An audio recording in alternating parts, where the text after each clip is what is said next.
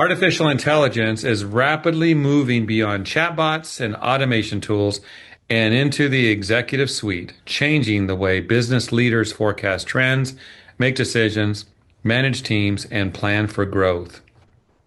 So, in the cleaning and facility solutions industry, where leaders are balancing labor challenges, customer expectations, operational complexity, and constant market shifts, AI is becoming more than a technology discussion. It's becoming a leadership discussion. And speaking of leaders, to dig into this topic, I'm pleased to welcome the president of ISSA, a seasoned CEO herself, about how leaders can use AI not to replace people, but to become more strategic, more informed, and more effective. So, Laurie Sewell, good to see you today. Hope life is treating you well. It is. Thank you. As a CEO of a company, as a C-suite dweller yourself, today's topic is a good one, isn't it? It is. Do you use AI? I do. Yes. Yes. Quite a bit. Probably more than my Gen Z children would like me to use. They're not as excited about it as I am. I wonder why that is. That's interesting. You'd think that generation would be more excited, but AI is the hot topic of conversation every day. We cover it in our publications all the time. Do you think we're talking about it too much? I don't think we're talking about it too much. I kind of think we're talking around it too much, and maybe not enough about the outcomes that we want from it.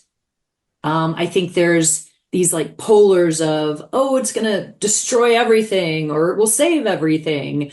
And I think more importantly, I think we need to think about what are we designing it to do and who benefits.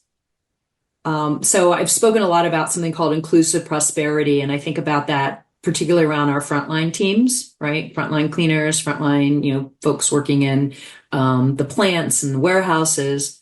And I'm just, I'm really excited about AI making things more efficient, but also how can we use it as an opportunity for people to grow and grow together so it doesn't increase haves and have-nots, which is something that's really important to me. I know that AI is often discussed as a tool for technicians, for marketers. People write ad copy, they create graphics. There's so much they do. You might say in the weeds. Office staff will use it to do their work, but it's moving into executive leadership more and more every day. So Yeah. I'd love to hear your thoughts on how you see AI changing the role of CEOs and senior leaders in our industry over the next few years. What do you see coming? So I think leaders ideally will be spending a lot less time gathering information and interpreting information, right? So which is good, but that means the skill set has to change a little bit, right? They have to change a little bit from just identifying data, but now looking at trends and then looking around corners and thinking ahead. So I think it's going to be a lot less about looking behind and looking forward. I jokingly talk about, my founder had a clipping service, which you're probably going, what is that? Anybody, under a certain age is going to, what's a clipping service? But it was a company that would literally clip out articles and things in newspapers and magazines about your competitors, your industry that you serve, the clients that you serve. And that was the way you kind of stayed on top of what was happening. And then we moved to like internet searches and Googles or like following our favorite, following them on LinkedIn, following our clients on LinkedIn, following our competitors on LinkedIn to kind of assess what's happening in the market. But now we have market intelligence tools like AlphaSense and Third Bridge. They comb millions of websites and documents and calls and things to give us information. So I think the idea is taking what those trends and those insights and those competitor information was, and how are we going to shift from kind of like what happened to what should we do next? What does this mean?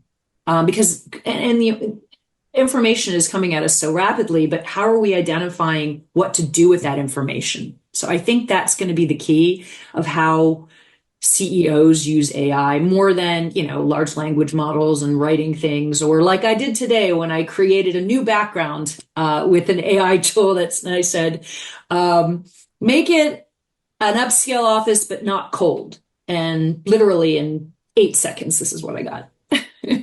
First of all, I have to admit, I remember clipping services, Lori. Okay. So I think I was at the very end of it though, so I will say that. But yeah, those were actually a business, so that brought me down memory lane a bit. And their background looks good. That was just an AI. You just prompted it. You just, Yep. all right. You know, so much we just don't know yet, and we'll continue to learn. But let's move into this thought. Many leaders are overwhelmed by maybe what we just said. There's so much. There's so much data, decisions, responsibilities they carry every day. They have things to do and they want help to get it done. So, how do you think AI will help them actually do that to make smarter, faster, strategic decisions? And here's the best part of my question, I think, without losing the human side of leadership. That is Oh, important. yeah, yeah, yeah, absolutely. I mean, ideally, AI will save us time so that we can spend more time coaching and working with our teams and having human interactions with our customers and our workforce. Ideally, right? So it takes away the behind the computer time, because that's going to speed up, and ideally you'll be spending more time with people. Now that's the ideal. I don't know if that's going to happen, but I think we have to be very purposeful in doing that. I think about, we don't need more dashboards. I mean, we have enough dashboards, we have enough data, but imagine if AI could review things like staffing trends, labor costs, customer feedback, your operations data, your financial performance, your production schedules, your distribution routes, all of that, and then asking it, great, I have all this data and all this information, but what are the three things that I need to pay attention to this week? Or what are the trends that are going to impact my business 6 months from now, a year from now? Or how do you look at these trends in relation to this client sector that I'm servicing? So I think the idea isn't just getting all this great data, it's asking really good questions, curious questions that hopefully aren't just from one leader, but you're teaching your teams to do so that they're working together to ask those good questions to then take that data and do good work with it. Let's talk about delegation because, boy, we talk about that a lot, and a lot of people just don't do it. Business owners, they find it difficult to let go. So, Mhm. do you see our conversation today and what you've shared, AI helping leaders delegate more effectively while still maintaining that same control, accountability, culture, building a good culture and quality standards? Do you think that's possible? Yeah, I know. I think what you said was, I think most people think if I let go, I lose control, right? And I don't need to tell you about the control issues that I have had or have, but I believe it's fairly common for people in the C-suite and leaders to have some level of control issues.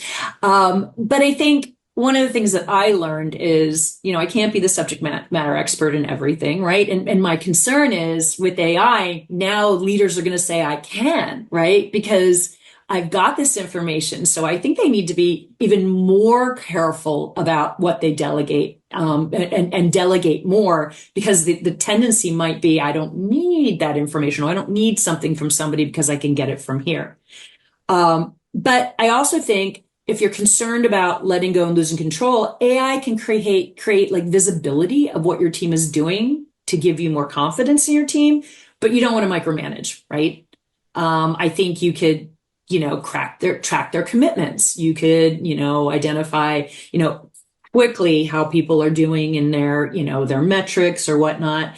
And ideally, you'll spend less time checking on people and trusting that they're doing the work, because there'll be ways to quickly validate that work is being done or that work is being done well. So if we use AI for that, um, then maybe we may be encouraged to delegate more. Two more questions for you. And this one, I'm thinking back to the when the pandemic started and how people were working from home and now they're going back to the office and maybe they're not as full, maybe the energy's not there as much as it used to be. So now we have Mhm. AI that can also contribute to a colder and more disconnected workplace. Some say that. Don't know how Yeah. true that might be, but some feel that. So, as a leader and a CEO yourself, how do you balance all that technology and automation while still protecting company culture, employee engagement, and relationships? Yeah. Yeah. I mean, technology ideally should remove friction, right? We're getting things done quicker, we're getting things done maybe more accurately. And ideally, that can encourage better interactions with teams, right?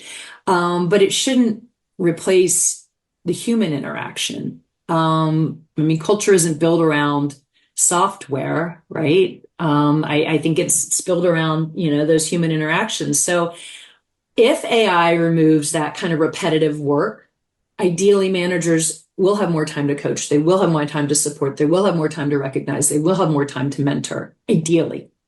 But that has to be a very specific choice to say, what am I going to do with the time that I've gained here?